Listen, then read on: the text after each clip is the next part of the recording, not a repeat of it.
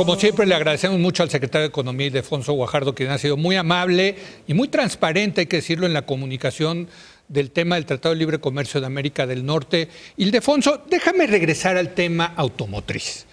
Eso es lo que, una de las cosas que mueve mucho, me parece, al presidente Trump, al secretario de Comercio Ross, a Lighthizer, están muy preocupados por eso, que por cierto ha sido un exitazo, hay que decirlo. La integración automotriz de América del Norte ha permitido la competencia frente a otros bloques comerciales. Ahora, esta cosa de cambiar las reglas de origen, de subir el contenido específicamente de Estados Unidos, en fin, yo he escuchado ahí a muchos expertos que dicen México al final va a aceptar, va a tener que ceder en el tema automotriz para poder seguir con el tratado. Es una afirmación muy amplia, hay que disectar este tema en partes, ¿no? Sí. Yo te diría, una de las propuestas es una propuesta fuerte de aumentar el contenido regional. Sí. Dijeron en su propuesta los estadounidenses al 85%. Que eso le podría convenir a México incluso, ¿no? Sí, pero tienes que ser muy sensato de cuál es el nivel, porque puedes darte un balazo en el pie. Okay. Hoy las cadenas de integración global de cualquier producto pues tienen partes que a veces ya no se producen en la región. Por ejemplo, una buena parte de los electrónicos que van en un auto, aunque tú los quieras comprar en América del Norte, tendrías que tener un proceso de reindustrialización en ciertos sectores. Ni siquiera hay. Que algunas cosas ya están produciéndose en Asia, ¿no? Sí, sí. Entonces, sí. Ahorita el contenido es 65%. 62.5. 62.5. Así es. Y lo quieren subir a 85. Ahora, yo sí. Y es un tema que lo he platicado con mis amigos de la industria automotriz. Sí. La posición de la industria de los tres países es de esperarse, es una posición fuerte diciendo, a ver, esto ha funcionado muy bien, no le muevan aquí, ustedes políticos que no saben de la industria, ¿qué se andan metiendo en esto? Incluso algunos dicen ya, bueno, nosotros nos vamos a las reglas de la OMC. De la OMC, ¿no? Sí. Y pagamos el arancel. El 2.5, que a lo mejor al fin del día, si les ponen las restricciones muy altas, va a ser más barato que cumplir con las restricciones. Pero es 2.5 en coches y 25% en camionetas, ¿no? Por eso viste esa decisión que tomó Fiat Chrysler. Sí. Si tú eras parte del Consejo Fiat Chrysler y te presentan los escenarios de incertidumbre, TLC o no TLC, y estás sentado en la mesa y dices, a ver, ¿qué estamos produciendo en Estados Unidos, qué estamos produciendo en México? No, pues que las pick-ups sin TLC se pueden ir al 25% de arancel. Entonces dices, no, oye, pues entonces tráetelas, pero en lugar de ello, llévate sedans para la plataforma americana y para la plataforma global. Sí, en los coches a México y las pick-ups a Estados Unidos. Entonces, lo que termina pasando es, no quiere decir que los empleos se vayan de... Si las empresas hacen una asignación de recursos estratégica, claro, eso es ineficiente porque los obligas a hacer decisiones que les cuestan desde el punto de vista del proceso productivo. Pero en el fondo, yo creo que todos estamos conscientes de que un mayor esfuerzo de integración. Acuérdate que el vehículo que se utilizó para hacer el TLC original era el modelo 1992. No, bueno, los coches han cambiado. O sea, el modelo 2018 con respecto al 90. Oye, y lo que viene. Hay cerebros computacionales, hay piezas digitales que se comunican con el cerebro, los aceros, los plásticos reforzados, los aceros especiales. Entonces, necesitamos modernizar. Y la propuesta canadiense que se puso ahora el 22 de enero en Montreal, esa está muy interesante, lleva una orientación de modernidad, es decir, vámonos a avanzar en la conceptualización del rastreo, démosle la oportunidad a la industria del aluminio y del acero de América del Norte de formar parte más importante de los contenidos, integremos de manera inteligente en un programa también elementos electrónicos de un vehículo. Incluso hablan ellos del Research and Development, ¿no? O sea, en la investigación. Que es una parte muy importante. Como parte de las reglas de origen. Y que hoy no se cuenta en ACTA. ¿No? Entonces, el punto aquí es decir, pongámonos una cifra de integración realista, en donde todo el mundo estemos de acuerdo. No va a ser el 62.5 actual, eso ya lo he platicado con mis amigos del sector automotriz. Pero tampoco puede ser el 85. Okay. Y el periodo de transición es clave para que se ajuste la industria, ¿no? Pero hay otra parte de esa cláusula que causa mucho ruido, que es 50% de contenido específico de Estados Unidos. Eso sí ya es proteccionismo. Bueno, yo lo puedo decir. No. A ver, el tema es que, acuérdate, partimos del principio que el original NAFTA, los tres países tenían una misma visión de la teoría del comercio internacional. Sí. Y partían de principios comunes. Y entonces todo el mundo iba, ya la negociación eran negociaciones que iban, entonces jaloneaban en temas ya muy concretos. Específicos. Esta parte de una apreciación distinta del comercio internacional, donde nuestros vecinos en Washington creen que los déficits comerciales son malos, cuando la verdad, pues muchos diferimos, pero a estas alturas del partido yo no me puedo estar deteniendo en la mesa para convencer a alguien. Ya es filosofía económica, es otra cosa, ¿no? Sí. Entonces y el déficit, la parte más importante del déficit comercial es el déficit en el sector automotriz, donde nosotros somos claramente superavitarios. Entonces, ellos ven como el único mecanismo real para poderle dar aquí la torcedura a la tuerca, es decir, cómo garantizamos que el crecimiento del futuro favorezca también a los Estados Unidos, que somos la parte más importante de este mercado automotriz. Entonces, hay que entenderlo en esa conceptualización. Y ahí es donde entra esta solicitud de que haya un contenido estadounidense. Es sin duda una parteaguas con respecto a lo que se ha utilizado a nivel internacional. No hay ningún acuerdo comercial que tenga contenidos domésticos. Y claramente rompe de frente con los conceptos tradicionales de comercio. Finalmente, la posición de Canadá y México ha sido, trabajemos en las reglas de origen del sector de manufacturas, fortalezcámosla, pero realmente esto no necesariamente es nuestro mejor interés. Está en la mesa, sigue en la mesa, es tremendamente un punto complejo y sobre ello vamos a seguir dialogando. Tus comentaristas o asesores que dicen vamos a tener... Finalmente... Digo, yo lo que les digo es que México va a tener que ceder, pero también Canadá y también Estados Unidos. O sea, para que se desatore esto, Ildefonso, pues es una negociación, ¿no? Tiene que ceder todas las partes, ¿no? El objetivo que pretendemos es que sí sea una negociación, que los tres líderes tengan una narrativa que les permita claramente visualizar que esto es un ganar, ganar, ganar, pero que al mismo tiempo no sea una camisa de fuerzas que contamine el futuro de la competitividad ni de la región ni de México. En ese sentido, déjame terminar esta entrevista contigo con las perspectivas de la negociación. Falta una ronda de las 7 originalmente acordadas, ¿no?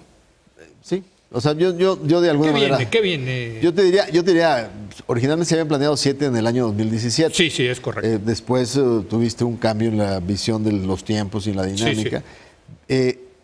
Hacia la ronda de fines de este mes en México, tiene que haber interlocución entre Canadá, México y Estados Unidos. ¿Cuándo va a ser? No podemos... ¿Finales de febrero? Fines de febrero. Sí. Está programada como entre del 25 al 6 de marzo. Okay. Y la ministerial generalmente es al final de la ronda. Sí. Yo sí creo que la ronda de Montreal, donde yo tenía pues precaución y temores de que llegáramos a una ronda muy, muy difícil, donde hubiera un choque de trenes sin soluciones a algunos temas de fondo. Afortunadamente creo que las posiciones se manejaron bien, sí hubo un rozón fuerte Canadá-Estados Unidos. Sin embargo, yo sí creo que para la ronda de febrero tenemos que tener avances ya en algunos de los temas difíciles. Pero no se va a cerrar, o sea, estamos... No tienen los elementos. No están en las condiciones. Sin embargo, ¿qué pasa en las negociaciones? Cuando tú tienes acuerdo en principio en los temas más ríspidos, te permite ya empaquetar un anuncio de decir, bueno, ahora hay que irnos a la limpieza legal, hay que irnos a las traducciones, cuando estás seguro que lo más insalvable ya llegaste a un acuerdo, ¿no?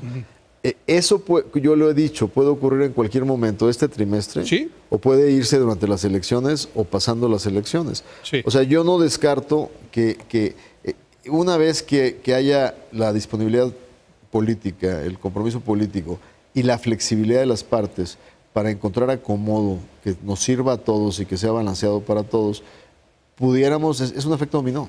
Desatoraste lo más difícil y automáticamente se te empiezan a desdoblar las soluciones. Yo percibo en el discurso del presidente Trump un cambio, quizás sutil, pero creo que un cambio. Hace mucho que no habla de cancelar el tratado. En su State of the Union pues, ni siquiera mencionó el tratado, el NAFTA, ¿no?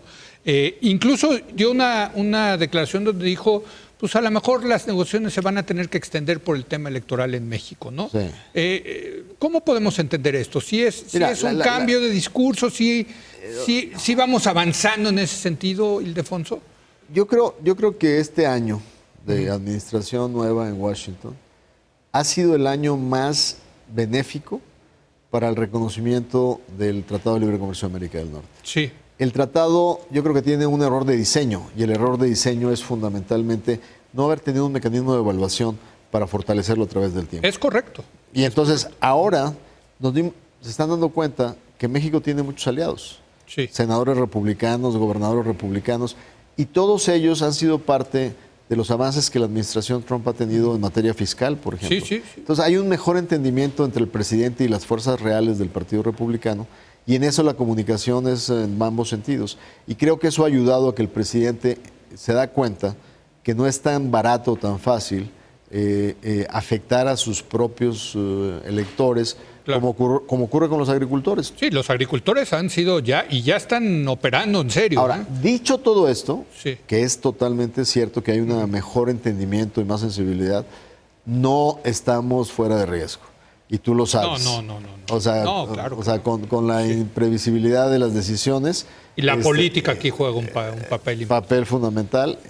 Podemos ser rehenes de cualquier causa en un momento determinado. Desde luego. Déjame preguntarte, antes de irte a Montreal a cerrar la ronda de negociaciones, estuviste en Davos. Sí.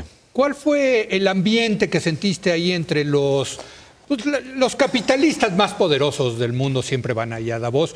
¿Qué te dijeron del tema del NAFTA? ¿Te ríes? No, me río porque fue un Davos muy interesante. Sí. O sea, hubo que cerró el Trump, 72 líderes mundiales. Sí. Estuvo Macron, estuvo la señora Merkel. Yo tuve el privilegio de estar en esta delegación que incluyó al secretario de Hacienda y a los directores de CFE y de Pemex. Llevábamos la representación del presidente de la República. Y la verdad es que fue un Davos muy caótico. Hubo 1000 vehículos adicionales a los que normalmente hay. Había 2 metros de nieve acumulados en las banquetas. Entonces, operativamente no fue fácil. Pero lo que te das cuenta es que poner el destino del futuro de las decisiones de un país exclusivamente en el cabildeo de los CEOs globales no es una buena apuesta. Hijo, eso lo podríamos debatir muchísimo, es lo que estás diciendo, ¿no? Es impresionante, ¿no? Es que yo vi el cómo se le cuadraron sí. todos. No, bueno. Y la sesión, yo vi la sesión completa de Trump, y estaba, bueno, las 2 preguntas que le hizo Klaus Schwab estaban más que preparadas, ¿no? O sea, pudiéndole haber preguntado muchas cosas interesantes. Le dio ahí para que se lo hiciera. El presidente Trump estaba muy contento de su viaje a Davos, porque creo que lo recibieron con algodones. Exactamente. Oye, entonces nos vamos a la reunión de febrero y, por lo que entiendo, pues va a seguir esto, ¿no? O sea, hasta que termine, ¿no? Ahora sí que terminará cuando tenga que terminar, ¿no? Sin duda, y yo creo que lo he dicho en las últimas semanas, esto puede darse en este trimestre, pero yo sí creo que hay un límite natural impuesto por la elección de medio término en Estados Unidos. Noviembre. Y sí, sin embargo, no te puedes esperar hasta la rayita. Tienes que estar cerrando un acuerdo en principio a fines de julio, principios de agosto a más tardar. Por cierto, ahí hay otra fecha importante que es julio, ¿le tienen que renovar la autoridad? ¿O cómo es? 1 de abril. 1 de abril. Le tienen que renovar al presidente la capacidad de negociar, ¿no? Y ahí hay diferencias. Algunos líderes republicanos consideran que eso es una afirmativa ficta. Manda el presidente y si no hay objeción no se tiene que someter a ninguna votación y hay una renovación en automático.